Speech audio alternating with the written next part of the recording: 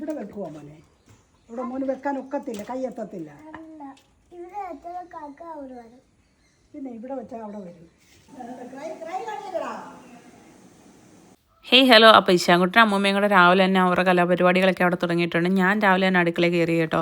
രാവിലെ നമുക്ക് വെണ്ടയ്ക്ക മെഴുക്കുവരട്ടിയും ചപ്പാത്തിയാണേ. അപ്പോൾ വെണ്ടയ്ക്ക അത് ഇതുപോലെ കീറി അരിഞ്ഞു കഴിഞ്ഞാൽ നമുക്ക് പെട്ടെന്ന് അരിയായില്ലേ. കുറേ പേർക്കൊക്കെ അറിയായിരിക്കും, പക്ഷെ അറിയാത്തവരുണ്ട് ഇങ്ങനെ ഒന്ന് പരീക്ഷിച്ച് നോക്കണം കേട്ടോ.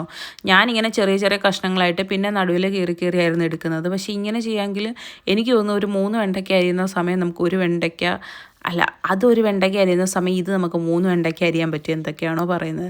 അപ്പോൾ ഇതെന്താണെന്ന് വെച്ചാൽ സിറ്റ് ഡൗൺ, പിന്നെന്താ സിറ്റപ്പ്, പിന്നെ റണ്ണ്, സ്മൈല്, ക്രൈ, ഇതൊക്കെ അമ്മൂമ്മ പഠിപ്പിച്ചുകൊണ്ടിരിക്കുകയാണ്. പിന്നെ ഞാൻ 2 മുട്ട പുഴുങ്ങാനിട്ട് അത് കഴിഞ്ഞ് നമുക്ക് കുറച്ച് മീൻ കറിക്ക് വേണ്ടതും മീൻ പറ്റിക്കാൻ വേണ്ടതും പിന്നെ കോളിഫ്ലവർ അരിയാനും ഒക്കെ ഉണ്ടായിരുന്നേ. അപ്പോൾ എൻ്റെ അരിയുന്ന സ്പോട്ട് ഇതാണ്. ഞാൻ ഇവിടെ നിന്നാണ് ഈ അരിയേയും പിടിക്കുകയൊക്കെ ചെയ്യുന്നത്. എനിക്ക് ഏറ്റവും ഇഷ്ടമുള്ള പരിപാടി ഇതാണ് കേട്ടോ, ഇങ്ങനെ അരിയുകയും പിടിക്കുകയൊക്കെ ചെയ്യുക എന്നുള്ളത്. അപ്പോൾ ദേശാൻകുട്ട എൻ്റെ ഇടയ്ക്ക് വന്നിട്ടുണ്ട്. അമ്മയ്ക്ക് മഴയാണോ, ഞാൻ കുട പിടിച്ച് തരാമെന്നൊക്കെ. അപ്പോൾ വെളിയിൽ നല്ല മഴയല്ല, വെയിലാണ് കേട്ടോ. അപ്പോഴാണ് അവൻ കുടയും കൊണ്ട് വരുന്നത്. അമ്മയ്ക്ക് ഇതേ കുട പിടിച്ച് തരാൻ വാ എന്നൊക്കെ പറഞ്ഞ്. പിന്നെ എൻ്റെ കയ്യിൽ നിന്നൊരു ഉമ്മയൊക്കെ മേടിക്കാൻ വന്നതാണ്. അതും മേടിച്ചുകൊണ്ട് ആൾ പോയിട്ടുണ്ട്. അമ്മയും കുട്ടി കളിയാണ് ഇപ്പോഴത്തെ മെയിൻ പരിപാടി. ഞാൻ അമ്മയും കുട്ടിയും കളിക്കാൻ പോവുകയാണെന്ന് പറഞ്ഞാൽ പോയത്. അത് കഴിഞ്ഞപ്പോഴത്തേക്കാണ് ഓർത്തത് ഇന്ന് ഇച്ചിരി ചിയാ സീഡ്സിൻ്റെ വെള്ളം കുടിച്ചില്ലല്ലോ എന്ന്. എന്നൊന്നും കുടിക്കാറില്ല, കുടിച്ചിട്ടും വലിയ കാര്യമുണ്ടോയെന്നൊന്നും എനിക്കറിയത്തില്ല. എൻ്റെ വയറ് നിൽക്കുന്നുണ്ടോ, നല്ല രീതിയിൽ വണ്ണം വെച്ചിട്ടുണ്ട് ഞാൻ. പക്ഷേ ഞാൻ കുടിക്കാറുണ്ട് ഗൈസ്. പിന്നെ ഒരു വഴിക്ക് പോകുന്നതല്ലേ എന്ന് വിചാരിച്ച് അങ്ങ് കുടിക്കും. പിന്നെ ഞാൻ ഇന്നലെ മീനൊക്കെ വെട്ടി ഓരോരോ ബോക്സിലാക്കി വെച്ചേക്കുന്നത് കൊണ്ട് ഇന്ന് രാവിലെ പണിയെല്ലാം എളുപ്പമായിരുന്നു കേട്ടോ. അപ്പോൾ രാവിലെ ചൂടയും പറ്റിച്ച് ഇശാൻകുട്ടനുള്ള അയില കൂട്ടാനും വെക്കാമെന്ന് വിചാരിച്ചു.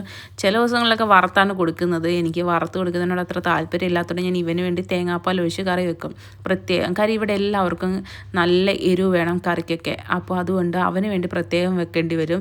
അപ്പോൾ എല്ലാവരും എന്നോട് ചോദിക്കാറുണ്ട് എന്തിനാണ് അങ്ങനെ വെക്കുന്നതെന്ന്. പക്ഷേ എനിക്കറിയത്തില്ല, അവന് വേണ്ടി ഞാൻ സ്പെഷ്യലായിട്ട് എന്നും കറി വെക്കും. എന്നും അങ്ങനെ വെച്ച് കൊടുക്കാൻ പറ്റുമോ എന്ന് ചോദിച്ചാൽ അതറിയത്തില്ല. പക്ഷേ ഞാൻ എല്ലാ കറികളും അവന് വേണ്ടി മാത്രമായിട്ട് വെക്കാറുണ്ട്, എരിവൊന്നും അധികം ചേർക്കാതെ.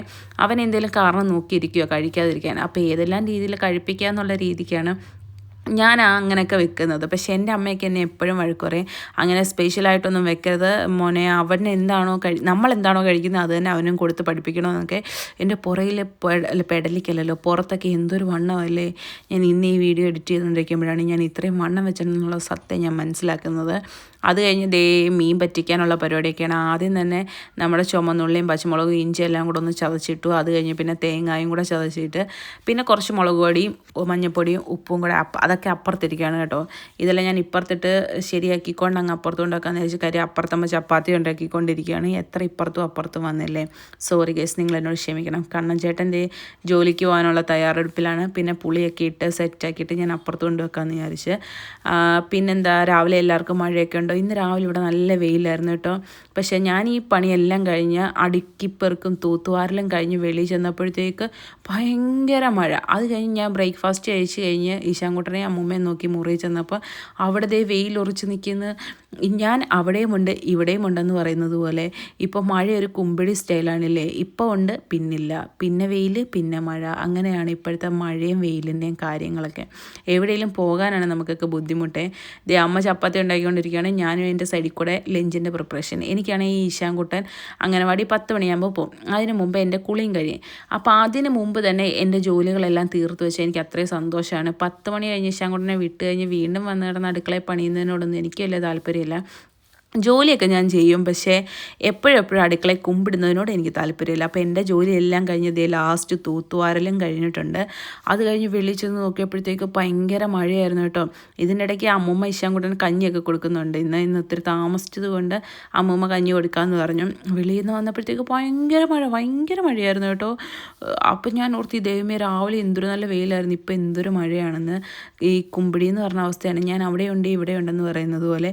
അത് കഴിഞ്ഞ് ഞാൻ ബ്രേക്ക്ഫാസ്റ്റ് കഴിച്ച് കഴിഞ്ഞ് പറഞ്ഞതുപോലെ വന്ന് നോക്കിയപ്പം അമ്മയുടെ മുറിയിലോട്ട് വെയിൽ ഉറിച്ച് വരുന്നതാണ്.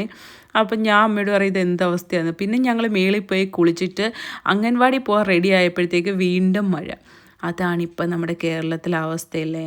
അപ്പോഴത്തേക്ക് ഇശാൻകുട്ടൻ പറയണം, അമ്മ ഞാൻ മഴ കണ്ടേന്ന് പറഞ്ഞ് ജനലൊക്കെ തുറന്നിട്ട് മഴ കാണുവാണ്. ഇന്ന് ഉച്ചയായപ്പോൾ എനിക്ക് മറ്റേ പയറുദോശ കഴിക്കാൻ തോന്നിയിട്ട് ഞാൻ ഇന്ന് പയറുദോശയാണ് കഴിച്ചത്. 2 പയറുദോശ ഉണ്ടാക്കി. നല്ല ക്രിസ്പിയാണ് കേട്ടോ. വെയിറ്റ് ലോസ് ചെയ്യുന്നവരൊക്കെ ഒന്ന് പരീക്ഷിച്ച് വെക്കണം. ഞാൻ വെയിറ്റ് ലോസ് ചെയ്യണമെന്ന് ആഗ്രഹിക്കുന്നുണ്ട്, പക്ഷേ ഒരിക്കലും നടക്കാറില്ല. എൻ്റെ വയറ് നിങ്ങൾ കണ്ടല്ലോ, ഒരിക്കലും എൻ്റെ ബെല്ലി ഫാറ്റ് ഒന്നും കുറയുന്ന പോലുമില്ല. നല്ല ക്രിസ്പി ആയിട്ടിട്ട് ഇത് ഓട്സും ചെറുപയറും വെച്ച് അരച്ച ദോശയാണ് കേട്ടോ.